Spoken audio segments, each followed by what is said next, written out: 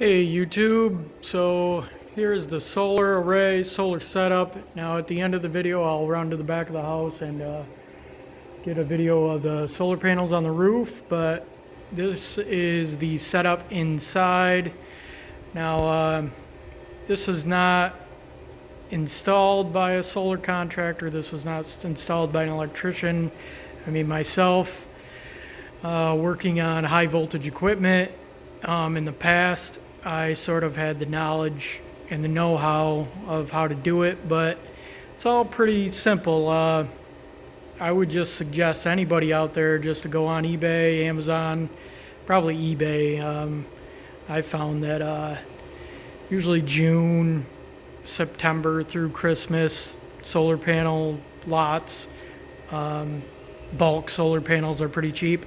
But once you buy the solar panels, you're going to be enthusiastic to get it hooked up, get everything done, and between doing it and then trial and error, you'll figure out what you need. So it does get a little pricey, but you're doing it yourself, and no contractor is doing it. They're not drilling holes, and I did not drill holes because this is actually a rental house, so I did not mount anything. So really I don't need permits if I'm not mounting anything. I believe that is the case, but I'm not sure. I haven't had any problems yet, and I live in a pretty strict HOA. But let's look at this.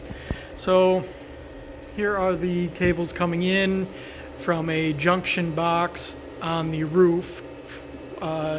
So all the solar panels go into a junction box, and then these two large 00, I think, or 000 gauge stranded copper wire.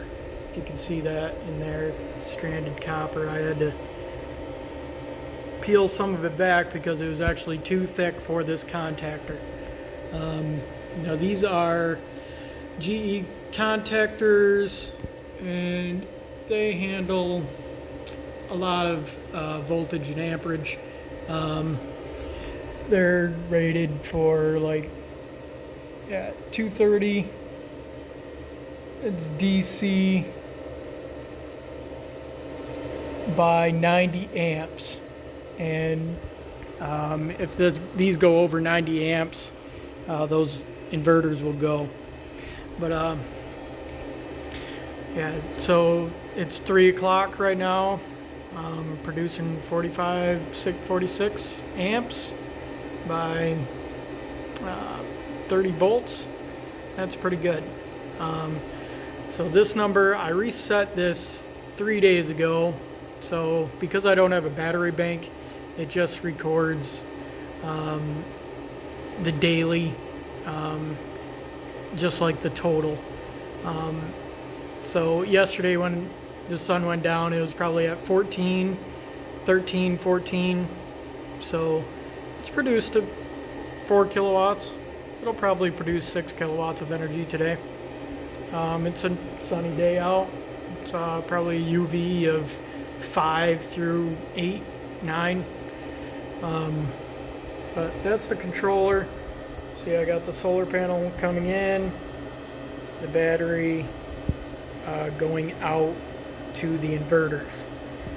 Now that is a jumper wire back there, just so it keeps the display on, and that's why it doesn't read daily in the total.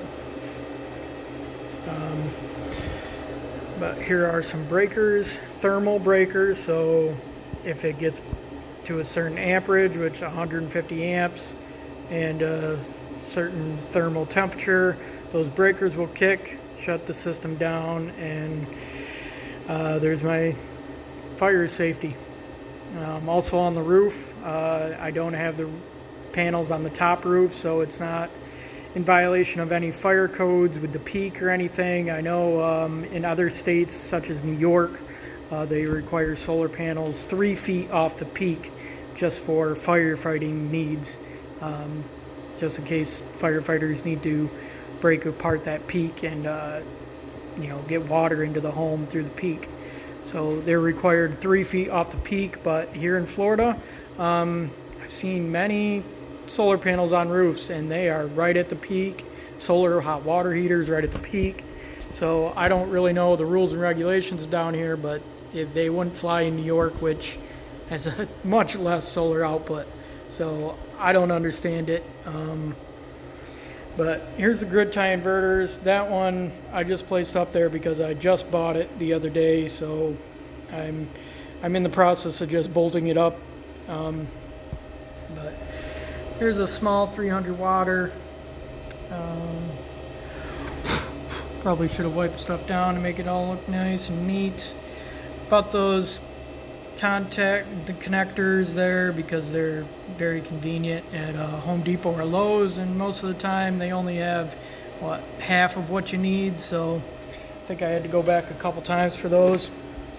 But I got 4 grid tie inverters, 300, 1000, 1000, and a 1000 water. So yeah, 20 through 50 volts DC, and then the rest of them are 20 through 45. But this one here, I had it hooked up the first couple of days that I did this back in August, and it's now March, and I didn't have any grounding on the system, so it actually popped that inverter.